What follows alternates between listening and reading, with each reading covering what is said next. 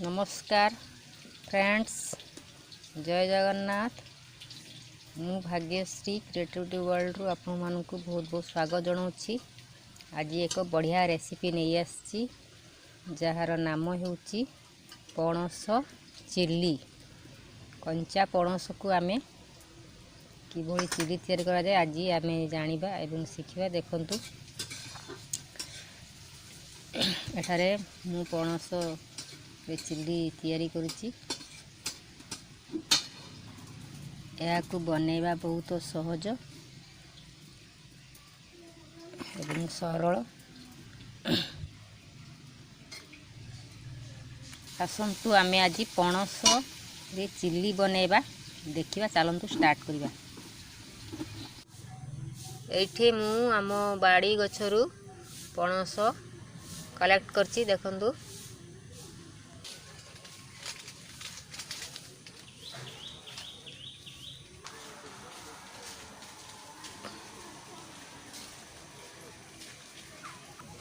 काटिबा पूर्व आपण हाथ रे सरिष तेल नहीं ये भाया मारी हेबे, कारण एथिरे थिबा क्षीर बा अठा अंश लागिबोनी। काटने पान लो पकौछु ना चारि कोणी आकार रे काटने इंचड़ को चपा छड़ई एई भलिया पानी रे प्रथमे पकाई नेबे, कारण एथिरे थिबा क्षीर अठा अंश पानी रे धोई होई जिवो। तापरे आमे पानी रु उठाई नहीं छोट पीस करी खंड खंड कर काटी नबा। या परे आमे प्रेशर कुकर रे या को नहीं सिझेबा। सिझेबा समय रे एथरे किछि लूण देबा ओ ता सहित किछि हळदी गुंड देबा। या सहित किछि पानी देई आमे या को सिझाई नबा। एठार देखंतु आमर पणस खंड गुड़िक भल भाव में प्रेसर कुकर सीझी जाइए। आम काढ़ी आनी एठाकू एथर एथिरे कॉर्नफ्लोर आमे गोलाई नबा। कॉर्नफ्लोर रे आमे पणस खंड गुड़ी गोलाइबा।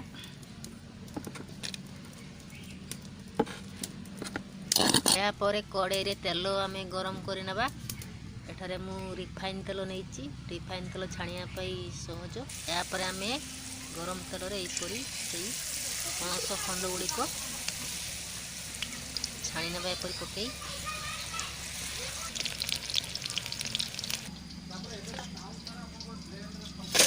एठार देखंतु हमर चिल्ली छणा केमती हला, केते सुंदर कलर होची एवं सॉफ्ट मध्य होईची। एई परि भाव रे हमें बैच करी तापर को तापर छाणी नेबा। रे तेल टिके गरम करनेली। तापरे मु एथरे प्याज लंका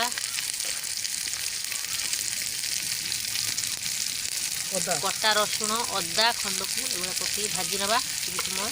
तो गोलमरिच गुंड स्वाद अनुसार लूण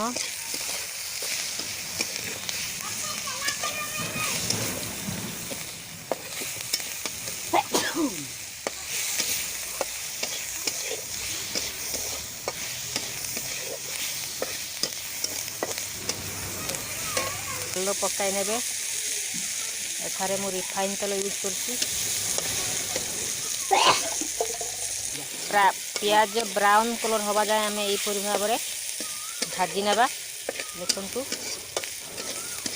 बादामी कलर प्याज हवा जाए भाजी नेबा। परे आमे एथिरे सॉस पकाई नेबा, टमाटो सॉस।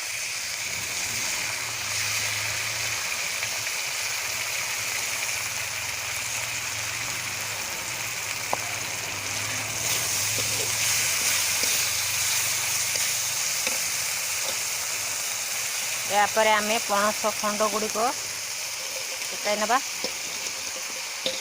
एथिरे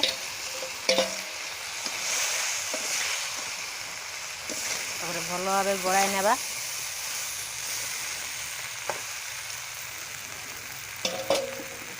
देखंतु आमर एठारे पणस चिल्ली प्रस्तुत हो सारी। केड़े बढ़िया कलर होईची, केते सुंदर देखा जाउची, नरम मध्य होईची।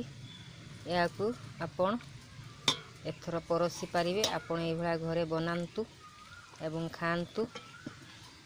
केमती लागिला मते जणांतु। जदि मो वीडियोटी आपन भलो लागिछि तबे मोर चैनल को आपन सब्सक्राइब करंतु, वीडियो को लाइक करंतु एवं कमेंट बॉक्स में निजर मतामत लिखंतु। रहिली नमस्कार। जय जगन्नाथ।